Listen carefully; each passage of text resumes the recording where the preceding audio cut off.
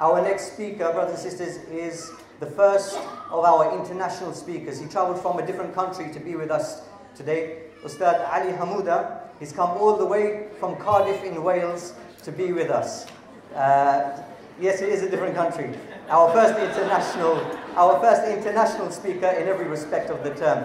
Ustad Sheikh Ali Hammuda is an imam in Al-Manar Masjid in Cardiff. Very, very active community. Lovely work. He has weekly seerah classes. I've been to a couple of them. Amazing. So without further ado, I invite Ustad Ali Hammuda to the stage to talk about the devil's deception. Talbis Iblis. تفضل مشكورا. جزاك الله خير. السلام عليكم ورحمة الله وبركاته. الحمد لله وحده والصلاة والسلام على من لا نبي بعده وعلى آله وصحبه أجمعين. The devil's deception. The Quran, dear brothers and sisters, is a very concise book. And bearing in mind the thousands of happenings that have taken place in history till our time today, the fact that the final testament, the book of Allah Azza wa Jal, is only comprised of 114 chapters means that it is a real summary of the best of everything you and I need to know from that history. And therefore, when Allah Jalla Jalaluhu documents for us a story in the Quran, know very well that this has been divinely selected from the many stories that could have been selected and the countless happenings of the past. Thus Allah said, نَحْنُ نَقُصُّ عَلَيْكَ أَحْسَنَ الْقَصَصِ. We relate to you, O Prophet sallallahu alaihi wasallam, the best of all stories. And one of those stories which Allah Jalla Jalaluhu eternalized for us in His final book is the story of a community known as the community of Saba. A community whom Allah Jalla Jalaluhu had given everything that man could wish for in the life of this world. You can really call it a kingdom of heaven here with us in dunya, or at least it was. A people who were deceived by shaitan. Allah subhanahu wa ta'ala, He said about them in chapter 34 of the Quran, Surah Saba, لَقَدْ كَانَ لِسَبَإٍ فِي مَسْكَنِهِمْ آيَةٌ. There was indeed for the people of Saba in their homelands, there was a sign. What is the nature of that sign? Why did Allah subhanahu wa ta'ala choose to make their story eternalized in His book? What was the nature of the blessing that they had? And why was it changed? These are some of the questions that we look to answer today in our pursuit of discovering some of the techniques that shaitan uses when he looks to deceive man. This is simply a case study illustrated by the Quran. Saba is the name of that community that existed once upon a time in Yemen. And Balqis, if you've heard of her, who existed during the time of Sulaiman sallallahu alaihi wasallam, was part of that kingdom at some point in history. And they were a people who worshipped Allah Jalla Jalaluhu. And Allah had blessed their civilization in ways that are most breathtaking. And Allah would send them messengers, and their duty was to benefit from the khair that Allah had given them and just to be grateful to Allah. And this is something they did for a certain particular amount of time, but then they changed. And so the blessing of Allah that He had given them also changed. Imam Ahmad narrates in his Musnad on the authority of Abdullah ibn Abbas that a man asked the Messenger sallallahu alayhi wasallam about Saba. ما هو أهو رجل أم امرأة أم أرض? What is Saba? What is Saba? What is it attributed to? Is it the name of a man? The name of a woman? The name of a land? He said to him, بل هو رجل من اليمن ولد عشرة سبعة منهم في اليمن وأربعة منهم في الشام. He said, no, Saba is the name of a man who lived in Yemen, and he had 10 children. 6 of them stayed in Yemen, 4 of them went to Ash-Sham, Greater Syria. He said, كلهم عرب, all of them were Arabs. He said, as for the 6 who were from Yemen, they are Mathij and Kinda and Azd and Al-Ash'ariyun, Himyar and Mar. As for the 4 who are from Sham, he said they are Lakhm and Judham and Ghassan and Amila. All of these people were the children of Saba, but as Imam Ibn Kathir, he said they weren't necessarily his immediate children, maybe his descendants at some point. This is where Arabs come from. They are rooted to this man called Saba, who was the son of Yashjub, who was the son of Ya'rub, thus they are called Arabs, son of Ya'rub, who was the son of Qahtan. And they lived in Yemen, and they had a dam that had behind it water that they benefited from. But when Allah released that dam, as we're going to find out today, they were dispersed in the land, and so 4 of the 6, they went to Syria, and that was the beginning of the presence of Arabs in Greater Syria when the Sed of Yemen broke down, the dam broke down. لَقَدْ كَانَ لِسَبَإٍ فِي مَسْكَنِهِمْ آيَةٌ, Allah said. Indeed, there was a sign for the people of Saba within their homelands. جَنَّتَانِ عَنْ يَمِينٍ وَشِمَالٍ. They had 2 gardens, one to the right, one to the left. Imagine, dear brothers and sisters, the people of Saba, all they ever saw was a green landscape. All they ever inhaled was disease-free air. All they ever ate from was the most ripe of fruit and vegetables. All they ever experienced was safety and security. There was, dear brothers and sisters, a trouble-free environment Allah had blessed them with, a kingdom of heaven here on earth. And all that was required of them was to thank Allah. Their messenger said, كُلُوا مِنْ رِزْقِ رَبِّكُمْ وَاشْكُرُوا لَهُ بَلْدَةٌ طَيِّبَةٌ وَرَبٌّ غَفُورٌ. They said to them, eat from the provisions of your Lord and thank Him. You have been given a pure and sweet land and a very forgiving Lord. Imagine, what more could you want in the life of this world? A land that wants to give, and you have a Lord who wants to forgive. What more? Imam al-Baghawi narrates in his tafsir that Muqatil and As-Suddi, they both said, describing the greatness of these gardens Allah had given them. They say, كانت المرأة تحمل مكتلها على رأسها فتمر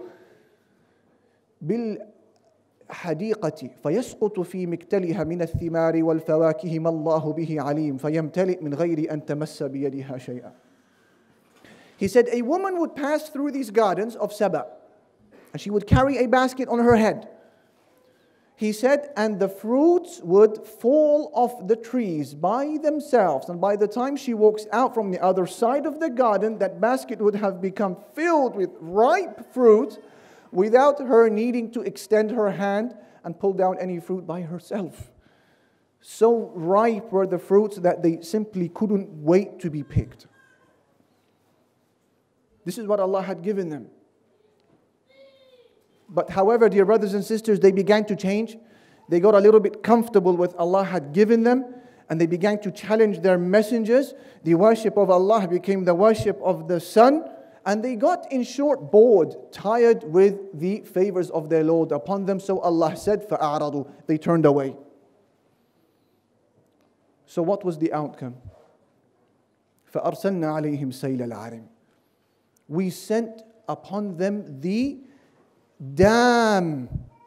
We opened against them the flood of the dam. And this was the end of their civilization. Their trees were uprooted. Their homes were flattened. Families were desecrated, dispersed in the land. What was once a unified community of happiness, paradise on earth, became a fragmented, fractured, dispersed, disunited community here on earth. وَبَدَّلْنَاهُمْ بِجَنَّتَيْهِمْ جَنَّتَيْنِ ذَوَاتَيْ أُكُلٍ خَمْطٍ وَأَثْلٍ وَشَيْءٍ مِّن سِدْرٍ قَلِيلٍ. Allah said, and because of their turning away, we replaced them, the 2 beautiful gardens that they had, with 2 other gardens. Of what? Of bitter fruit, tamarisks, few lote trees here and there. ذَلِكَ جَزَيْنَاهُمْ بِمَا كَفَرُوا وَهَلْ نُجَازِي إِلَّا الْكَفُورِ. This is what we did to them because they were ungrateful. And do we behave with people like this only when they are ungrateful?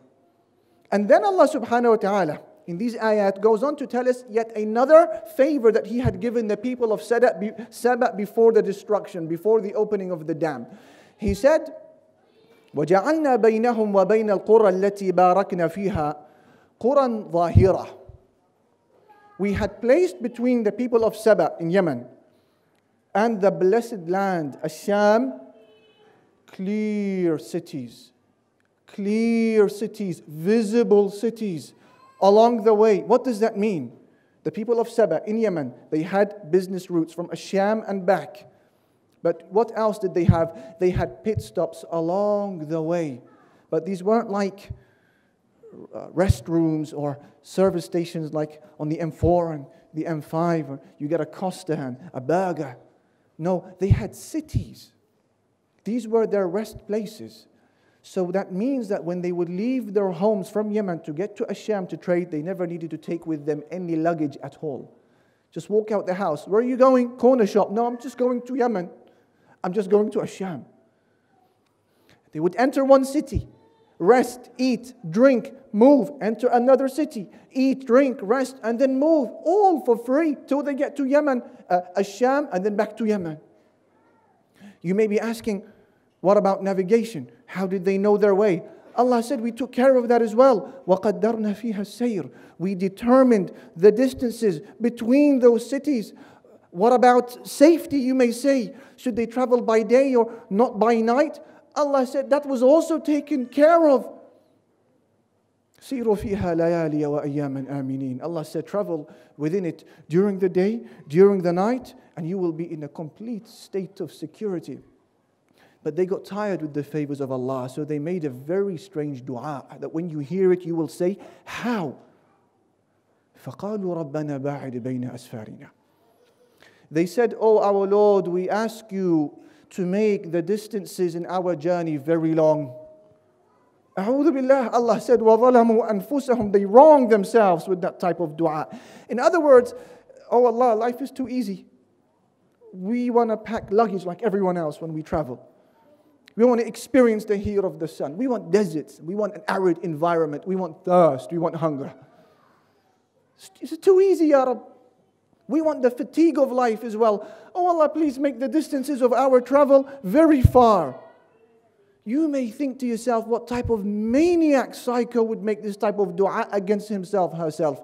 Believe me, dear brother, dear sister, this is a quick footnote before we continue.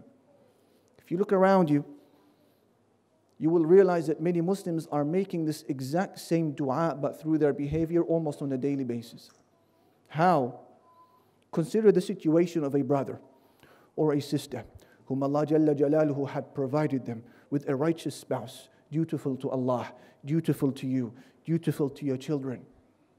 But despite this goodness, this luxury Allah has given you, you start pursuing a conversation offline or online beyond the limits of marriage.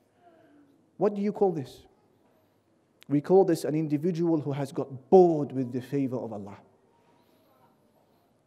Or another person whom Allah had blessed him or her with a steady income from halal, enough to raise a roof, enough to feed himself and his family, enough to give zakah.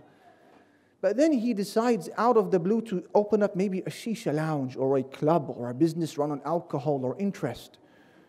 Why did you need to do that? Because that is a person who got bored with the favor of Allah. They said, oh Allah, please make the distances in our travel so long. Allah said, they wronged themselves. So what was the outcome? Dear brother, dear sister, if this is you, beware of the outcome similar to that which was affected by the people of Saba. Allah said, فَجَعَلْنَاهُمْ أَحَادِيث. So we changed the community of Saba into a story. Look at that description, La ilaha illallah. We made Saba into a narration. What was once a visible power, kingdom, place, real life, something you can touch, benefit from it, became a tale now that we narrate to one another. وَمَزَّقْنَاهُمْ كُلَّ مُمَزَّقٍ. And we tore them apart. We dispersed them, a total dispersion in the land. This is when the 10 children of Saba, they left Yemen. 6 who decided to stay and 4 who traveled to Asham. This was their first arrival in Asham, the Arabs, when that dam was made to break open. Then Allah subhanahu wa ta'ala concludes the story by telling us that not everybody will benefit from this story. Not everybody will benefit. He says, إِنَّ فِي ذَلِكَ لَآيَاتٍ لِكُلِّ صَبَّارٍ شَكُورٍ. There is a sign in this story for every individual who is patient and grateful to Allah. There are some things in Islam that are haram, prohibited. They require patience.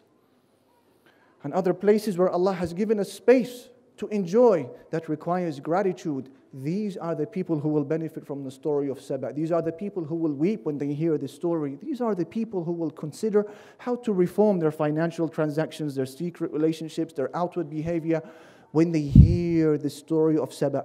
The patient, the grateful. Dear brothers and sisters, this story is not the only model given by the Quran with regards to gardens that Allah took away from its owners when they misused the blessing of Allah.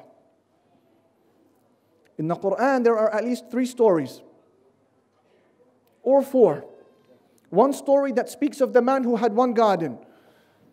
The second story that speaks of those who had 2 gardens. And a third story that speaks of those who had many gardens. The outcome was the same. As for the story of the man who had 1 garden, this is found in Surah Al-Qalam, where Allah subhanahu wa ta'ala concluded that story by telling us his property was taken away by Allah. Allah said, فَطَافَ عَلَيْهَا طَائِفٌ مِّن رَبِّكَ وَهُمْ نَائِمُونَ. A visitor from your Lord visited that garden at night when they were asleep and destroyed their garden. That was the end of that garden. As for the story of the person who had 2 gardens, you heard that in Surah Saba. And there is a second story in Surah Al-Kahf of he who had 2 gardens. What was the outcome of that? وَأُحِيطَ بِثَمَرِهِ. His garden was encircled with destruction. He misused the blessing of Allah. That was the end of that garden. What about the story of he who had many gardens? Who is he? Do you know, brothers? Do you know, sisters? You know him. He is the Pharaoh. Many gardens. What was the outcome? فَأَخْرَجْنَاهُمْ مِنْ جَنَّاتٍ وَعُيُونٍ. And so we exiled him from the many gardens and the many springs they had. 4 stories belonging to 4 different individuals or communities in 4 different times in history, and the outcome for every single one of those 4 stories is identical. And that is because Allah Jalla Jalaluhu is sending across to you and I, dear brothers and sisters, and this is the conclusion of this reminder. One core key message that you and I are required to take from these stories, which is Allahu yu'aqibu bi-idhabi ni'mah. Allah Jalla Jalaluhu will punish by taking away blessings from your life. Imam Ibn Taymiyyah, he says, وَالْقُرْآنُ يُبَيِّنُ فِي غَيْرِ مَوْضِعٍ أَنَّ اللَّهَ تَعَالَى لَمْ يُهْلِكْ أَحَدًا وَلَمْ يُعَذِّبْهُ إِلَّا بِذَنْبٍ. He said Allah subhanahu wa ta'ala has made it clear in more than one passage in the Quran that Allah does not punish a people or cause them to suffer except when a sin is involved. But who will benefit from this reality? Those who are patient, those who are grateful. You may say to Brother Ali, what is patience? And what is gratitude? So that we apply them, so that our blessings stay with us. Ya akhi, I care about my vision. I care about my hearing. I care about my children. I'm happy with my Islam. I don't want any of these things to be taken away from me. So what is patience and what is gratitude? So that I don't suffer the same fate as the people of Saba. As for patience, the scholars of Islam, they say it is of 3 levels, as you know. Patience towards the obligations of Islam. Patience towards the prohibitions of Islam. Patience towards qadar, those elements of decree that may cause you pain. If you and I tick those 3 boxes, we are in the eyes of Allah Jalla Jalaluhu amongst the patient. You may say, so what is gratitude? Because the people of Saba were not grateful. 3 categories as well. As for the first, it is to show gratitude to Allah subhanahu wa ta'ala through your heart, so that you believe inside of you that every khair Allah has given you, it is from Allah. وَمَا بِكُم مِّن نِعْمَةٍ فَمِنَ اللَّهِ. Not through my degree, my hard work, my sweat, my experience. Your heart knows it's from Allah. That's the first pillar of gratitude. The second, they say it's the pillar or the gratitude of the tongue, whereby you are always speaking about the favors of Allah. It is Allah. He is so kind. He has given us. He has dressed and clothed us. Not me and my experience and my business. وَأَمَّا بِنِعْمَةِ رَبِّكَ فَحَدِّثْ. And as for the third pillar of gratitude, they say it is the gratitude of the limbs. So that Allah subhanahu wa ta'ala never sees you using your hands, your eyes, your private parts, trespassing the limits of Allah. اعملوا آل داود شكرا. And these are therefore the three pillars of gratitude. Brothers and sisters, in conclusion, if you and I walk away after hearing such a story and the other stories we have heard today, without making changes to those private relationships you may have behind closed doors, those ones that you are aware of, I may be aware of, then it means that we have not shown patience and gratitude. And it could be therefore that we are also awaiting a similar fate that the people of Saba experienced, a flood of some sort. If a person walks away from this blessed conference not rethinking his finances, for example, his investments, his sources of income, those aspects that are halal and those aspects that are at least doubtful, that person hasn't shown patience. He hasn't shown gratitude, and he may be awaiting the exact same fate as the people of Saba. If we, dear brothers and sisters, walk away from this blessed conference and we're yet to make Allah Jalla Jalaluhu the number one priority in our lives, then it means we haven't shown patience and gratitude. It could be that we are awaiting the exact same fate, a flood, whatever the nature of that flood may be. But we don't want to be like that person. We don't want to be an individual who awaits the growth of tumors, or the appearance of cancer, or the loss of children, or the deterioration of wealth, or the loss of sanity, or the loss of iman, or the loss of anything that we may cherish, for us to realize that we now need to make changes like the people of Saba had to experience for them to make changes. We don't want to be like that person who was taken by a flood, regardless of the format of that flood, to realize Allah was worthy of my time and attention all along. We want to be a people who show Allah that we have taken the lesson that was intended for us from the story of Saba. And we do this by proving to Him that He is our main priority in our lives, by turning a brand new page in our lives and making Allah and the home of the hereafter the number one priority in our existence. These are some of the reflections we can take from the Surah Saba. I ask Allah subhanahu wa ta'ala to protect us from such a similar outcome, to make us amongst those who are patient and grateful. Wa sallallahu ala nabiyyina Muhammad walhamdulillahi rabbil alameen. Jazakallah khairan, Ustad Ali Hammuda, for a beautiful, beautiful lecture. I myself was educated by a lot of what he said.